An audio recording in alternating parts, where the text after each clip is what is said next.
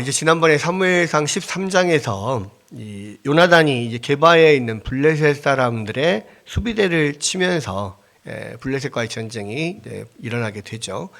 그러니까 사실 이 게바에 있는 블레셋 사람의 수비대는 처음에 사울이 여호와 영에 임하였을 때 쳤어야 되는 그러한 곳입니다. 근데 사울은 여호와 영이 임한 이후에 블레셋 사람들의 수비대를 치지 않고 미적미적 계속 했죠.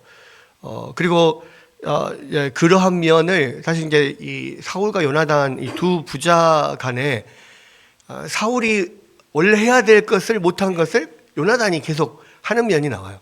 사울이 왕으로서 당연히 해야 될 일인데 안 하고 있으니까 요나단이 대신하는.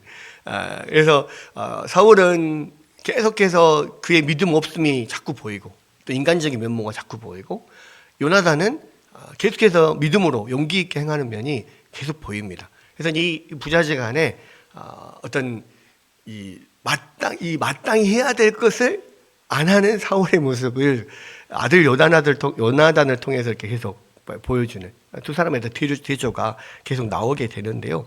어쨌거나 이 블레셋 사람들과의 전쟁이 이 요나단이 블레셋 수비대를 치면서 시작이 되는 거예요.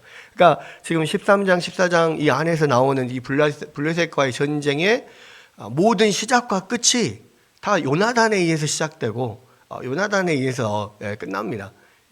자, 그런 것들이 이제 사울과 계속 대조가 되고 있는데, 어쨌거나 그렇게 해서 이제 블레셋과의 전쟁이 시작이 돼요.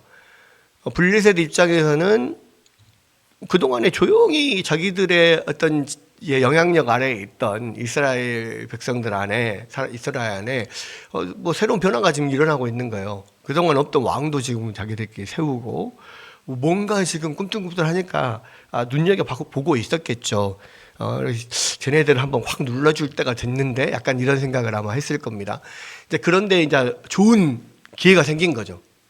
요나단이 갑자기 그동안에 건드리지 않았던 게바에 있던 블레셋 수비대를 건드리기 시작한 거예요. 거기에 이제 옳다 됐다 해가지고 블레셋 사람들이 이번 기회에 이스라엘의 코를 납작하게 눌러주자. 그래서 막 엄청난 대군들이 이제 몰립니다. 그러니까 어느 정도의 대군이 오냐면 이 13장에 보니까 병거만 3만 대가 와요. 전차만 3만 대가 와요. 그리고 기마대가 마병이 6천 명이 옵니다. 그러니까 6천 명의 마병이라고 하면 말을 타고 싸우는 기마대인데, 대부분 이 마병에게는요 말이 한 마리만 있는 게 아니에요. 보통은 여러 마리를 가지고 이제 지치면 번갈아 가면서 타면서 이렇게 싸우고 막 이렇게 해요. 그러니까 엄청나게 많은 병거와 말들과 기마대가 왔어요. 그리고 함께 온 보병들의 숫자는 해변에 모래알 만큼이나 많았다 그랬습니다. 그러니까 이제 이번에 그냥 이스라엘 완전히 짓밟아 버리자, 이렇게 하고 블레셋 사람들이 막 물려온 거예요. 그래서 게바 바로 앞에 있는 믹마스에 진을 칩니다. 근데 지금 이제 그 위치가 어떻게 되냐면, 여기 보면 게바가 있고 그 사이에 아주 깊은 골짜기가 있어요. 그리고 믹마스가 있습니다. 그러니까 지형 자체가 그렇게 되어 있고, 게바 조금 밑에 기브아가 있는 것으로 그렇게 보여요. 그래서 지금 아마 게바에 있던 수비대들이 이제 밀려서 믹마스로 올라간 것 같고, 그리고 이제 이 수비대를 지원하기 위해서 블레셋에서 대거 이 병력들이 와가지고 지금 진을 치고 있는 그런 상황이에요.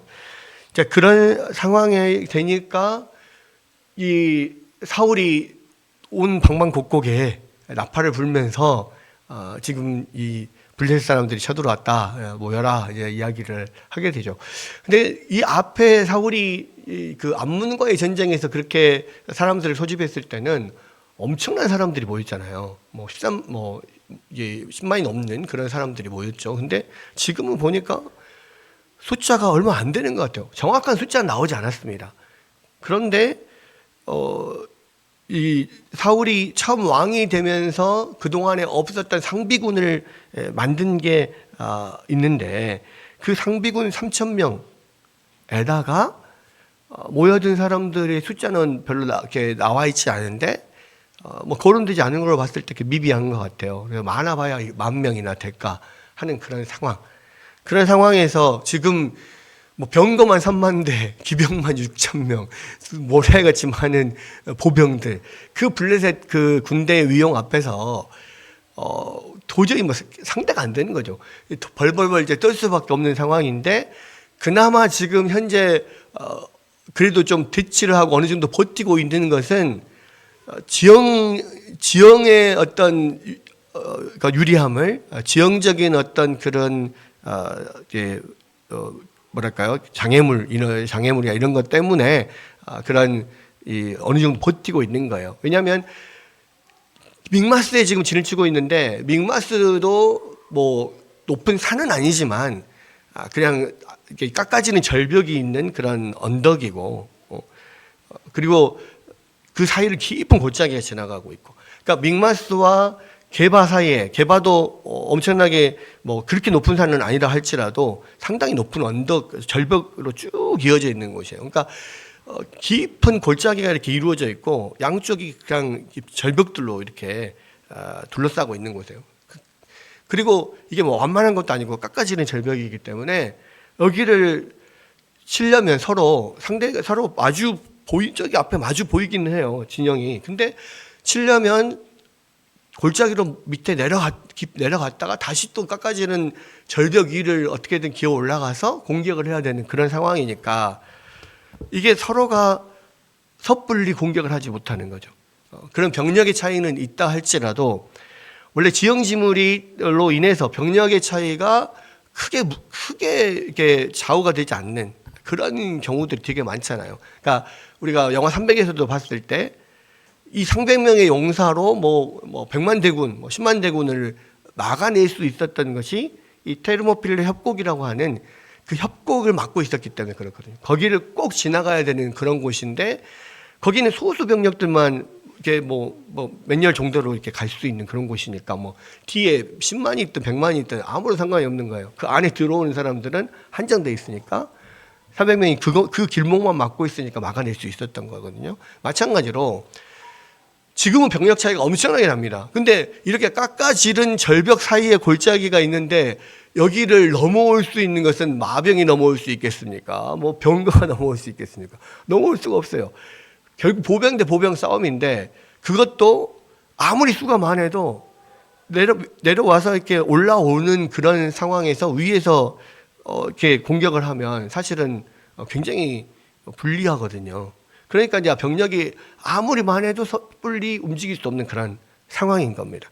이제 그런 상황에서 이제 대치를 하고 있는데 그럼에도 불구하고 시간이 갈수록 계속해서 사울이 초조해지죠. 그런데 사무엘이 사울에게 무슨 이야기를 했었냐면 내가 갈 때까지 7일간 기다리라고 하는 이야기가 있었거든요. 근데 7일 동안 13장에서 지금 사울이 기다리다가 7일 동안 거의 다 기다렸는데 7일이 돼도 안 와요. 그러니까 7일이 완전히 채워지려면 이제 예를 들어 자정까지 되어야 되는데, 아니면은 이스라엘의 날짜 세는 기준은 해 지는 것이 기준이니까 해 지기 전까지 딱 기다려야 되는데 7일째 아침이 밝았는데도 사무엘이 안 와요. 그러니까 사울은 엄청 초조해지고, 그리고 그 사이에 무슨 일이 있었냐면 지금 원래 상비군 이 3,000명에다가 모인 숫자가 그래도 한 1만 명 가까이 되리라고 보는 그 이스라엘 백성들이 이제 기다리다 보니까 계속 불안해지는 거죠. 앞에는 눈에 당장 보이는 엄청난 대군이 지금 모여 있고 우리는 아무것도 하지 않고 왕이라고 뽑아놓은 사울은 그냥 사무엘만 기다리고 있는 상황에서 야, 우리 이러다 다 죽겠다 싶으니까 사람들이 다 흩어지기 시작해요. 흩어지고 나중에는 결국 몇 명만 남았냐면 600명만 남았습니다. 이제 그런 상황 가운데서 사울이 7일이 다 가는데도 불구하고 지금 사무엘이 안 오니까 안 되겠다 싶어서 자기가 사무엘을 대신해서 번제와 화목제를 하나님 앞에 드립니다. 근데 딱 그것을 드리고 나니까 사무엘이 오는 거예요.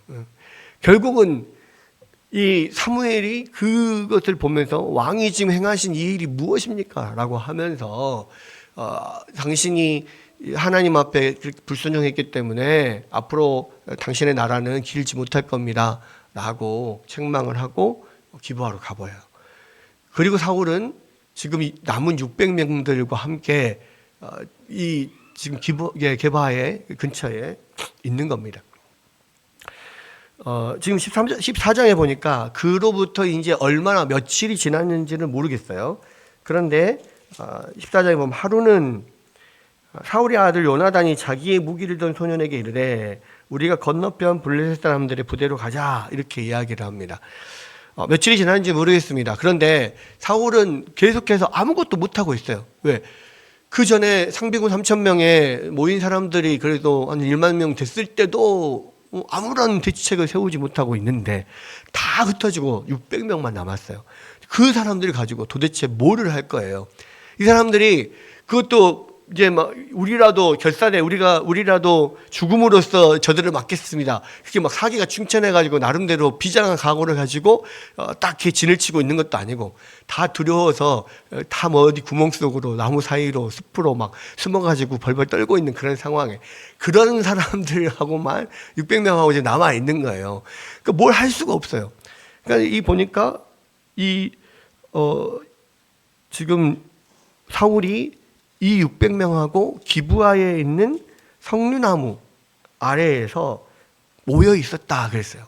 그러니까 지금 믹마스 앞에 게바라고 하는 어떤 언덕이 있고 그곳이 원래 서로 대치하고 있던 곳인데 지금 사울은 거기서부터 600명과 함께 좀 더 뒤로 물러나서 기브아에 있는 석류나무 있는데 모여 있어요. 그리고 파수꾼을 보내서 지금 적들이 뭘 하고 있는지 동태를 살펴라 이렇게 지금 하고 있는 그런 상황인 거예요. 근데 아무것도 하지 않는 사울. 하나님께서 사울을 왕으로 세우신 것은 이 전시에 이스라엘의 구원자가 되도록 사사가 하던 역할을 이제는 사울이 해야 되는 거거든요. 그리고 이스라엘 백성들이 사울을 왕으로 원했던 이유 중에 하나가 뭐냐면 전쟁이 나면 맨 앞에 서서 우리를 이끌어서 싸울 용맹한 왕이 필요합니다. 그렇게 지금 이야기를 했단 말이에요. 그래서 사울을 왕으로 세웠는데 왕으로 세운 사울이 아무것도 안 하고 백성들과 함께 뒤로 물러나서 벌벌 떨고만 있는 거예요. 그런데 분명히 사무엘을 통해서 하나님께서 여호와의 영을 부어주시면서 블레셋을 치라 그랬거든요. 근데 그 전에 모든 이스라엘 전쟁, 사사시대의 전쟁을 보십시오. 그들이 이긴 전쟁들 중에서 과연 상대가 돼서 전력이 어느 정도 비등비등해서 이긴 전쟁이 있었는지 전혀 없잖아요. 대표적으로 기드온을 봐도 그래요. 기드온도 13만 5천 명의 그런 미디안 군대, 어마어마한 그런 군대가 왔는데 정작 하나님께서 기드온을 사사로 세우시고 그들을 맞서 싸우라고 보낸 사람이 몇 명이었습니까? 300명이었어. 300명도 그것도 칼과 창과 최신식 무기로 어떻게 무장을 하고 간 게 아니라 불하고 항아리만 들고 갔어요. 횃불하고 항아리만 들고 야밤에. 근데 이 사람들을 통해서 하나님께서 기적의 역사를 쓰시잖아요. 그들 정말 아무것도 할 수 없는 전투력 무인 그런 사람들을 통해서 13만 5천 명을 완전히 몰살시키다시피 하고 그렇게 이겼단 말이에요. 근데 그게 기드온만 그랬냐? 사사시대의 모든 싸움이 다 그랬어요. 객관적으로는 도저히 상대가 안 되는, 게임이 안 되는 그런 전쟁임에도 불구하고 이스라엘을 하나님께서 구원하셨단 말이에요. 그들을 통해서. 그러면 이제는 그 자리에 사울이 있어요. 사울이 처음 기름 부음 받을 때 여호와의 영이 임하면서 네가 해야 될 일을 해라. 분명히 말씀이 주어졌고 사울은 그 하나님의 말씀을 붙잡고 그 명령을 수행을 했어야 되는 거예요. 블레셋을 쳐야 되는 거예요. 근데 그때도 처음에도 기름 부음 받았을 때도 안 쳤고 막상 블레셋이 쳐들어와도 지금 움직이지 않고 계속 벌벌 떨고만 있는 거예요. 이런 상황에서 하나님은 누구를 쓰시냐면 그 아들 요나단을 쓰시는 거예요.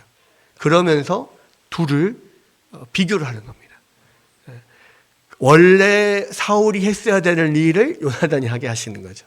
그 사울은 현재 그런 부끄러운 모습들을 계속 보여주고 있는 거고. 그래도 하루는 갑자기 요나단에게 그 마음이 생긴 거예요. 내가 가서 하나님께서 나를 도우시면 우리가 블레셋 사람을 칠 수 있을 것이다. 뭐 이렇게 생각을 하고 나가는 겁니다. 그러면서 이 블레셋 사람이 부대를 건너가자 하면서 아버지에게는 알리지 않고 아무에게도 알리지 않습니다. 왜냐하면 만약에 아버지에게 내가 저 블레셋 사람들 치러 가겠습니다. 혼자서 자기 병기 잡은 젊은 소년 부관과 함께 우리 둘이 가서 한번 제가 쳐보겠습니다. 아버지가 허락을 할까요, 안 할까요? 허락을 안 하죠. 지금 600명을 데리고 있어도 움직이지도 못하는 그런 사울인데 자기 아들을 가라고 하겠습니까? 그러니까 이야기를 안 하는 거예요. 근데 이 요나단 마음에는 하나님이 함께 하시면 우리가 할 수 있겠다는 마음이 드는 거예요. 그러니까 그런 사실은 얼토당토 않은 말도 안 되는 마음이지만 어떻게 보면 이것은 용기가 아니라 만용이라고 생각할 수 있는 그런 일이지만 근데 요나단에게는 하나님께서 그런 마음을 주신 거예요. 그리고 이미 한번 이 전쟁의 발단이 된 사건, 이 게바에 있는 블레셋 사람의 수비대를 요나단이 가서 친 거거든요. 그러니까 본인이 독자적으로 한번 움직여서 성공한 적이 있어요. 그리고 이번에도 하나님 함께 하시면 할 수 있겠다라는 마음이 그 안에 있었던 거죠. 네. 그래서 이 사울이 이게 요나단이 지금 부관에게 뭐라고 이야기를 하냐면 이렇게 이야기합니다. 요나단이 자기의 무기를 든 소년에게 이르되 우리가 이 할례 받지 않은 자들에게로 건너가자. 여호와께서 우리를 위하여 일하실까 하노라. 여호와의 구원은 사람이 많고 적음에 달리지 아니하였느니라. 이렇게 이야기를 하니까 7절에 무기를 든 자가 그에게 이르되 당신의 마음에 있는 대로 다 행하여 앞서 가소서. 내가 당신과 마음을 같이하여 따르리이다. 이 부창부수라고 합니까? 요나단과 함께 병기든 부관과 마음이 딱 맞았어요. 서로. 그러니까 만약에 요나단이 이렇게 마음에 하나님께서 그런 용기 있는 마음을 주셔가지고 내가 가자, 하나님께서 우리를 통하여 일하실까 한다, 일하실 수도 있지 않겠냐, 여호와의 구원은 숫자에 많고 적음에 달려있지 않다, 그 믿음으로 이야기했을 때 옆에 부관이 아이고 제발 그러지 마십시오. 만약에 이렇게 했다면 그 마음에 상당히 많이 다운이 됐겠죠. 많이 용기가 사그라졌겠죠. 근데 부관이 마음에 있는 대로 하십시오. 내가 죽기까지 내가 따르겠습니다. 해보십시오. 이렇게 또 옆에서 북돋아줘요. 그러니까 함께 둘이서 갑니다. 그러니까 혼자서는 참 쉽지 않아요. 근데 이렇게 함께하는 사람들이 있으면 정말 말도 안 되는 그런 일에 용기를 내서 갈 수가 있는 거죠. 그런데 이 요나단의 이 말이 사실은 이 전쟁의 핵심이에요. 우리가 믿음으로 행할 때 하나님께서 우리를 도우실 수 있다. 혹시나 우리를 도우시지 않겠냐. 그 하나하나 우리가 좀 확인하면서 갈 수 있는데 일단 한번 움직여 보자. 그리고 지금까지 우리가 성경에서 살펴봤고 우리의 모든 삶에서 봤지만 어디 여호와의 구원이 숫자에 많고 적음에 달렸더냐. 그러니까 요나단은 이미 그 전에 사사시대에 하나님께서 행하셨던 모든 일들을 다 기억하고 있는 거예요. 그리고 그 전에 미스바의 전쟁에서도 마찬가지고 지금 사무엘 시대 때 있었던 전쟁도 경험해 봤잖아요. 근데 그 모든 전쟁이 한 번도 어떤 그런 군사적으로 대적할 만한 어떤 그러한 상태에서 전쟁을 한 적이 한 번도 없었단 말이에요. 근데 여호와의 구원은 하나님이 놀랍게 역사하시는 것들을 경험을 했고 자기도 1차적으로 처음 이 거기 게바에 있는 블레셋 수비대를 칠 때 자기들도 경험을 해봤잖아요. 야, 너와 내가 경험해봤잖냐. 그때도 하나님 우리와 함께 하셨던 것처럼 야, 이번에도 우리 함께 하실지 어떻게 아냐. 한번 가보자. 이렇게 지금 하는 거예요. 그러니까 이 요나단이 정말 하나님 앞에 해야 될 일, 또 하나님 앞에 바른 리더의 모습들을 보여주는 거예요. 우리가 이 세상을 믿음으로 살아간다라고 했을 때 정말 세상은요, 우리를 대적하는 세상은 그런 병거 3만 대와 마병 6천 명과 바다의 모래알 같은 많은 적군이 우리를 대적을 한단 말이에요. 우리는 그러나 끽 2명이에요. 그런 경우가 엄청나게 많아요. 이 시대에 우리가 정말로 하나님 말씀대로 하나님의 백성으로 살아간다라고 노력할 때 우리를 가로막는 벽은 그런 모래알 같은 많은 적군과 이 전차와 그런 마병들이 막는 것 같은 그런 때가 얼마든지 있다는 말이에요. 대부분이 많이 그렇습니다. 그런데 그걸 어떻게 믿음으로 우리가 이겨낼 수 있느냐? 우리의 힘으로는 이겨낼 수 없어요. 하나님이 도우셔야 해요. 근데 분명한 것은 하나님이 도우시면 이 숫자에 많고 적음에 상관없이 우리가 하나든 둘이든 하나님께서 우리를 도우시면 우리는 이길 수 있다는 거예요. 그 믿음이 있는 사람이 믿음의 발걸음을 용기를 내서 움직일 수 있는 겁니다. 그러나 이 요나단은요, 그렇다고 해서 아예 무대뽀 그냥 무모하게 덤벼들지는 않아요. 왜냐하면 요나단이 그 부관에게 뭐라고 이야기를 하냐면 8절에 보니까 요나단이 이르되 보라 우리가 그 사람들에게로 건너가서 그들에게 보이리니 그들이 만일 우리에게 이르기를 우리가 너희에게로 가기를 기다리라 하면 우리는 우리가 있는 곳에 가만히 서서 그들에게 올라가지 말 것이요 그들이 만일 말하기를 우리에게로 올라오라 하면 우리가 올라갈 것은 여호와께서 그들을 우리 손에 넘기셨음이니 이것이 우리에게 표징이 되리라 하고. 그러니까 그냥 움직인 게 아니라 일단 믿음으로 움직이자. 하나님이 지금까지 우리를 도우셨던 것처럼 또 우리를 도우실지 누가 알겠냐. 그러니까 우리가 하나님을 의지하면서 한번 나가보자. 그러나 시험을 한번 해보자. 표징, 만약에 이것이 만약에 하나님의 뜻이면 이러한 표징이 있을 거다라고 지금 이야기를 한 거예요. 그게 2가지 선택지가 있는 거죠. 그동안에 지금 꽁꽁 숨어서 이렇게 있다가 우리가 블레셋 사람들 앞에 딱 나타나면 블레셋 사람들이 보고 2가지 반응을 할 거다. 한 가지는 저놈들이 드디어 나오기 시작했네. 자, 우리 다 총 공격을 합시다 하면서 그 절벽을 내려와 가지고 그들을 공격하게 되면 우리가 그럴 때는 우리가 올라가지 말자. 그들이 내려온다라고 하면 아니면 도망을 가든지. 왜? 이것은 하나님 뜻이 아닐 것이다. 그리고 만약에 그들이 내려오지 않고 네가 올라와 봐라. 올라와. 우리가 너희한테 좀 할 말이 있거든. 한번 올라와 봐라. 이런 식으로 이야기를 하면 이것은 하나님이 저들을 우리에게 넘기셨다는 표징이니까 우리가 가서 싸우자. 올라가자. 이렇게 이야기하는 거예요. 이게 이제 하나님 앞에 기드온이 양털 시험을 한 것처럼 그렇게 하나님 앞에 어떠한 2가지의 상황을 놓고 하나님의 뜻을 알려고 하는 그런 어떤 표징을 하나님 보여주시라고 한 거죠. 근데 이제 이게 왜 이것이 충분히 하나님 앞에 하나님의 뜻이라고 붙잡을 수 있는 표시가 되냐면 아까 말했듯이 절벽 위에서 내려와서 싸우는 것은 그러니까 절벽 밑에 있는 적을 위에서 공격하는 것은 쉬워요. 그러니까 그것은 적은 숫자로도 막을 수 있는 거라고. 그러니까 그것은 당연한 거기 때문에 만약에 그렇게 한다 하면 얼른 도망가자. 내지는 움직이지 말고 있자. 근데 올라와서 공격을 해라. 우리는 안 내려갈 테니까 너네들이 올라와 봐라. 이렇게 이야기를 하면 올라가서 공격을 하는 것은 공격하는 사람 입장에서 되게 어렵거든요. 근데 만약 그렇게 이야기를 한다? 그러면 이것은 하나님이 우리에게 저들을 넘겨주셨다는 사인이다. 이렇게 생각하는 거예요. 뭐냐? 더 어려운 것을 요구했을 때, 내가 더 어려운 것을 해야만 할 때 이것이 오히려 하나님의 뜻이라는 거죠.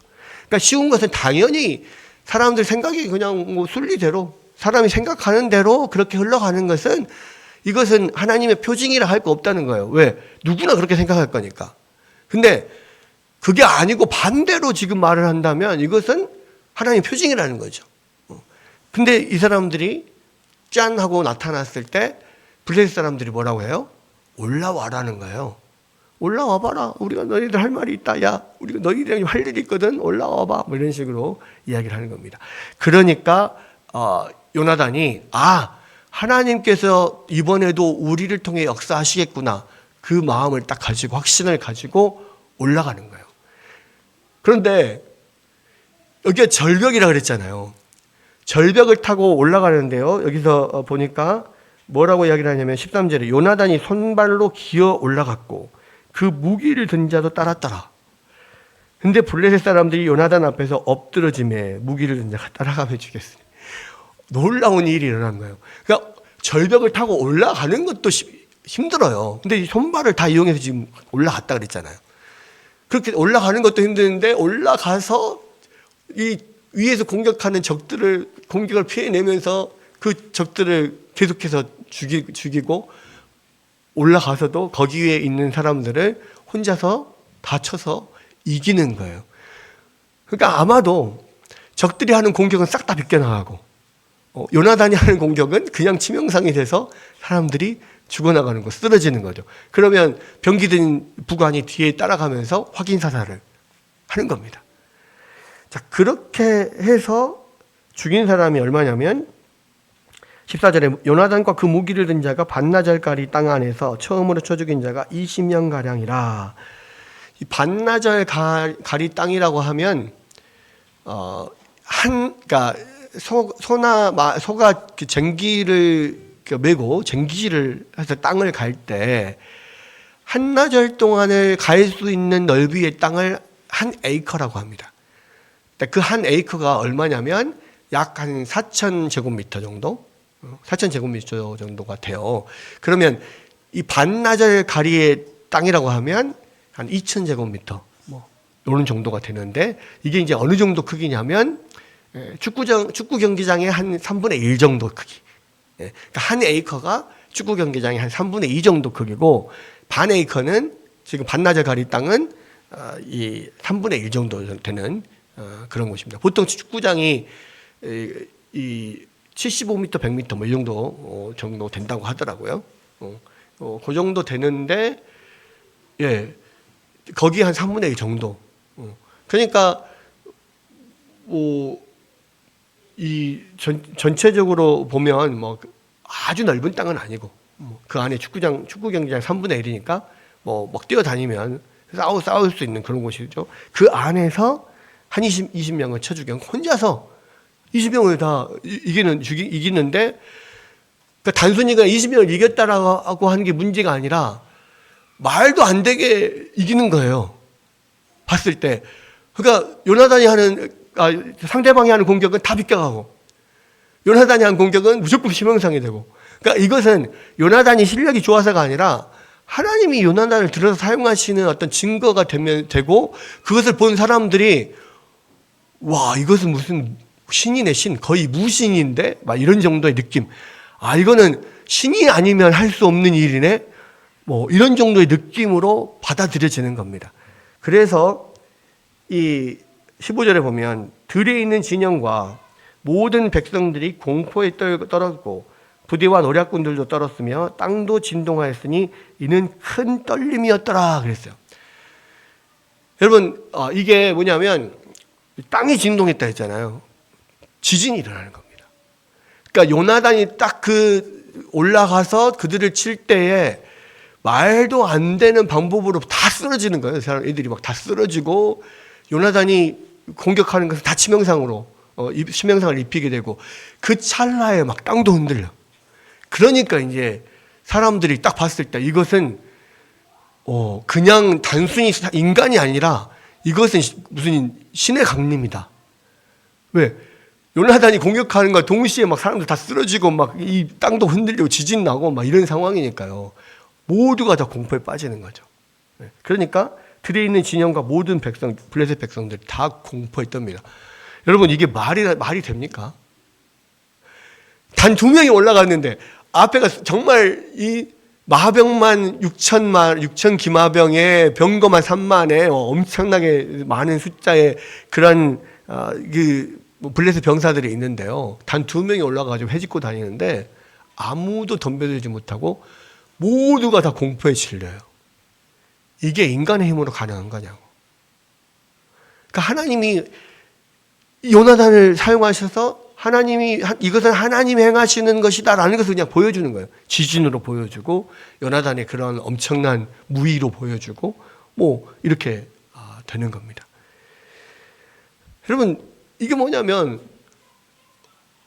믿음으로 한 걸음 한 걸음 나아가는 사람들, 하나님께서 그런 마음을 주셨을 때 용기를 가지고 나아가되 무모하게 나가지 않고 하나하나 하나님 앞에 이거 하나님께서 이것이 나에게 주신 사인이 맞는 건지 아닌 건지 하나님 앞에 물어가면서 확인해 가면서 그렇게 믿음의 발걸음을 옮겨갈 때 하나님이 그를 들어 사용하셔서 그 놀라운 역사를 이루신단 말이에요. 하나님 그동안에 기드온을 사용하셨고 많은 사사들을 사용하셨던 것처럼 지금 요나단을 사용하시는 거예요. 근데 이 일을 누가 원래 했었어야 되냐고요. 원래 사울이 해야 되는 거예요. 사울이 구원자로서 그 모습을 보여야 되는데 사울은 600명 병사들과 함께 뒤에 빠져가지고 나무 밑에서 절절 떨고만 있어요. 여러분, 이 요나단의 이런 용맹한 모습과 엄청난 전과를 보여줌과 동시에 성경은 또 이 사울의 그런 소심함과 하나님 앞에 불순종 이런 것들을 보여주는데 지금 이제 사울은 조금 한 발 뒤에 물러서서 뒤에서 지금 머물러 있고 파수꾼만 보내서 무슨 일이 있는지 확인을 해서 보고하라 이렇게 하고 있는 상황이잖아요. 그러니까 그것을 16절에 보면 베냐민 기브아에 있는 사울의 파수꾼이 바라본 즉 허다한 블레셋 사람들이 무너져 이리저리 흩어지더라. 그러니까 이상합니다. 갑자기 블레셋 사람들이 막 이리저리 흩어지고 난리가 났습니다. 그래 와서 보고를 하니까 그래 무슨 일이야? 야 혹시 우리 가운데 누가 나간 사람 있어? 확인해봐. 그랬더니 누가 나갔습니까? 요나단과 그 부관이 나간 거예요. 그래 만약에 요나단과 부관이 나갔어? 그리고 거기서 지금 엄청난 막 혼란이 일어나고 있어? 야 그러면 이때 우리가 나가자. 가서 들이닥쳐서 여호와의 이름으로 우리가 하나님이 우리에게 저들을 붙이셨다. 가자. 그렇게 가야지 맞는 거잖아요. 근데 사울은 그 상황에서 잠깐만 이게 하나님의 뜻인지 한번 살펴보자. 그러니까 무슨 이야기냐면 이미 다 어느 정도 정황과 상황상 이것은 믿음으로 나아가야 되는 그런 상황이에요. 누가 봐도 그런 상황이야. 근데 잠깐만 기다려봐. 하나님 앞에 기도 한번 다시 해보고. 지금 그러고 있는 거예요. 여러분 우리도요. 그럴 때가 되게 많습니다. 열심히 기도하고 준비했어요. 하나님께서 어느 정도 다 상황도 만드는 그런 정황과 상황들을 다 만든 것도 이미 눈에 보여요. 그러면 이제는 이제는 하나님의 때다라고 하고 믿음으로 이제 나가자. 그렇게 해야 될 때인데 그렇게 하지 못하고 아니 잠깐만 한 번만 더 확인해보고 한 번만 더 기도해보고 이렇게 하는 경우들이 우리 안에 엄청 많단 말이에요. 여러분 성경을 계속해서 보십시오. 100% 확신을 가지고 100% 모든 상황이 됐을 때 이게 완전히 이길 수 있는 100% 이길 수 있는 상황이 됐을 때 움직이는 것은 아무것도 없어요. 그렇게 해서는 사실은 그게 자기 공이 되지 않아요. 하나님께서는 100% 만들어놓고 떠먹여주지 않으신다고. 항상 하나님의 백성들이 늘 믿음을 가지고 일하기를 원해요. 하나님은 그러한 말씀을 주시고 또 상황을 주시고 움직일 수 있는 용기를 하나님께서 주셔요. 그런데 그럼에도 불구하고 움직이지 않는다면 아무것도 얻을 수 없다는 거예요. 여러분 이 이스라엘 백성들이 요단강을 건널 때도 생각해 보십시오. 요단강이 막 이 모맥을 거두는 시기여서 요단강에 물이 넘쳐 흘러서 사실 건너가기가 힘든 그런 때였어요. 근데 하나님께서 건너가라고 하십니다. 그럴 때 어떻게 해요? 제사장들이 여호와의 언약궤를 메고 건너가려고 그 앞에 섰는데도 여전히 아무런 변화가 없어요. 그런데 제사장들이 그 말씀에 순종하고 차곡차곡 착착 걸어서 발목 정도까지 이 물 안에 요단강 안에 들어가자 그때 요단강이 멈추기 시작했단 말이에요. 모든 면이 다 그래요. 우리가 믿음으로 산다는 것은요. 하나님이 100% 만들어 놓고 떠먹여 주지 않는다고. 하나님이 주시는 것은 말씀과 어느 정도 확신과 상황과 정황만 우리 가운데 주셔요. 그러면 이것이 하나님의 사인이구나 하고 믿음으로 나가야 하세요. 그래서 나가서 승리를 하고 쟁취를 할 때에 그때 그것이 우리가 하나님 앞에서 얻은 공로가 되는 거지, 그렇지 않으면은 그 어떤 것도 자기의 공로가 될 수 없어요. 그렇게 믿음으로 미적미적 하다가 결국은 그 공로를 뺏기는 사람이 누구예요? 사사기에서 선지자 드보라 때 그 장군한테 이야기를 해서 나가라 했을 때 미적미적하고 당신이 같이 가야만 내가 가겠습니다. 이렇게 막 믿음 없는 소리 했다가 결국은 그 공이 너가 이기더라도 그 공은 너한테 가지 않는다. 이야기 하잖아요. 똑같은 경우라고. 여러분, 우리에게도 똑같이 이런 상황들이 와요. 그때 우리가 늘 믿음으로 용기를 가지고 말씀의 확신을 가지고 움직여야 되는 거예요. 그랬을 때 이렇게 해서 승리를 얻잖아요. 그럼 다음에는 더 큰 일에 도전할 수 있는 용기가 생겨요. 요나단이 그랬단 말이에요. 블레셋 수비대를 처음 쳤을 때도 전혀 승산이 없었던데요. 근데 요나단이 쳐서 이기면서 그때 얻은 용기, 그 경험을 가지고 지금 두 번째 더 큰 일을 지금 하고 있는 거잖아요. 하나님은 더 크게 사용을 하시는 거예요.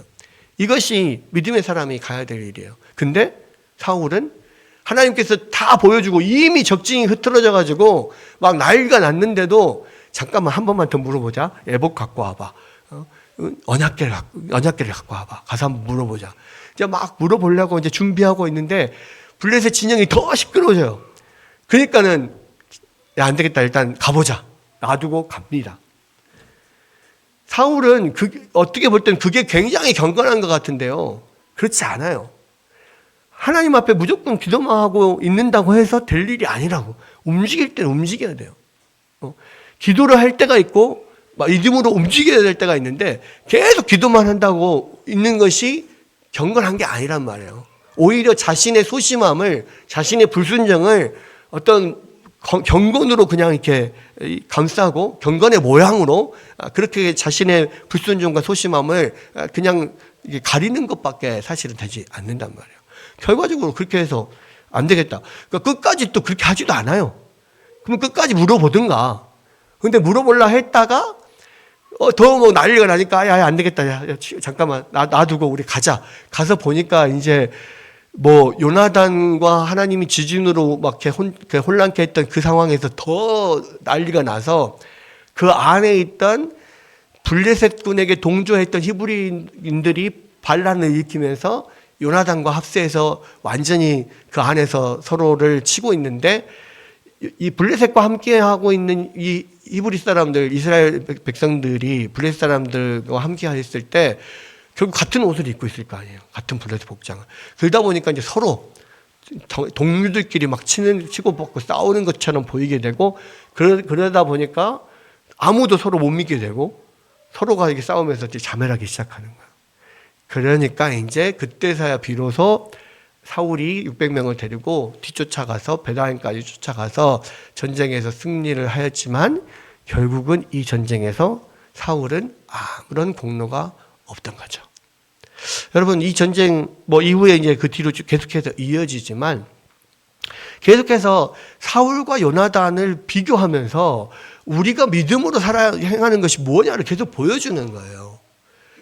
여러분, 이 땅을 살아가면서요, 정말로 믿음으로 행하는 것은 그냥 단순히 그냥 기도하고 머물러만 있겠다, 무조건 그렇게 하는 게 아니라는 거예요. 하나님은 100% 만들어 놓고 그것을 따먹게 하는 게 아니에요. 반드시 믿음으로 우리가 나아갈 수 있는 그런 여건을 만들어 주시는 거예요. 근데 그것이 처음에는 그 한 걸음이 되게 힘들어요. 굉장히 두렵고. 그런데 그 한 걸음 나아가기 시작하면요, 그것을 통하여서 경험하게 되면요, 승리의 경험을 맛보게 되면요, 그러면 더 큰 일을 할 수 있고 더 큰 순종을 하나님 앞에 할 수가 있다고요. 그래서 여러분, 우리가 신앙생활을 할 때요, 정말 하기 힘들고 어려운 것도 해보겠습니다, 믿음으로 해보겠습니다 하고 덤벼들고 도전하는 게 필요해요. 여러분, 제가 그 부목사 생활하면서 되게 배운 것 중에 하나가 그거예요. 부목사 시절에는 어떤 일을 교회에서 추진할 때요, 야, 이것을 너가 해봐라 이렇게 다 사람들한테 맡기잖아요. 근데 제가 제가 생각을 했을 때는 이거는 나 혼자서 할 수가 없는 일이야. 그건 전체가 다 움직여야 될 것 같고, 막 그럴 때가 있어요. 이것은 아무리 봐도 안 되겠습니다. 제가 하는 일이 아닐 것 같습니다. 안 될 것 같습니다. 라고 이야기를 했을 때, 엄청 혼나는 일이 있어요. 해보지도 않고 못하겠다고만 하냐. 누가 잘하라는 거 아니다. 해봐라. 해보고 안 되면, 그러면 거기에 대해서 또 보완해서 또 하면 되는 거지. 너보고 다 책임지라고 하는 거 아니야. 한번 해봐. 그러니까 이제 어쩔 수 없이 마지못해 이건 아닌데 나 혼자 할 수 있는 건 아닌데 하면서도 해봐요. 하게 돼요. 근데 놀랍게 그렇게 하다 보면요 또 돼요. 그런 게 한두 번이 아니었어요. 여러분 언제나 항상 믿음의 일을 하려고 하면은요 엄청 버거워요. 내가 할 수 없을 것 같고 이건 나는 아닌 것 같아. 근데요 순종하고 해보잖아요. 그럼 하나님께서 놀랍게 역사하시고 도와주시는 것을 느끼게 됩니다. 여러분 그게 요나단과 사울의 차이예요. 사울의 소심함, 이건 성격이라고 할 수 없어요. 왜냐하면 하나님이 이미 선택하셨고 기름까지 부으셨고 성령께서 여호와 영도 임했잖아요. 근데도 계속 나는 안 됩니다, 못합니다.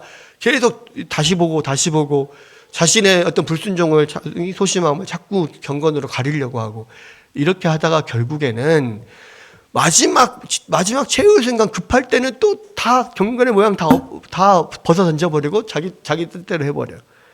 결국 그 사울이 가는 길은 결국 하나님한테 버림받는 길이 되는 거예요.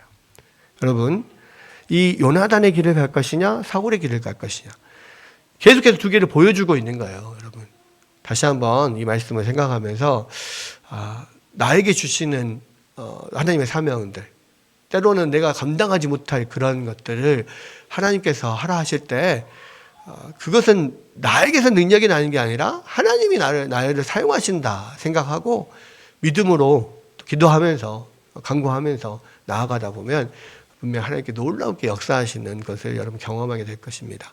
여러분 우리가 이 말씀대로 또 우리의 삶에서도 정말 믿음으로 주님의 일들을 감당하면서 또 주님 주시는 그 놀라운 승리를 경험할 수 있는 여러분 되시기를 주의 이름으로 축원합니다.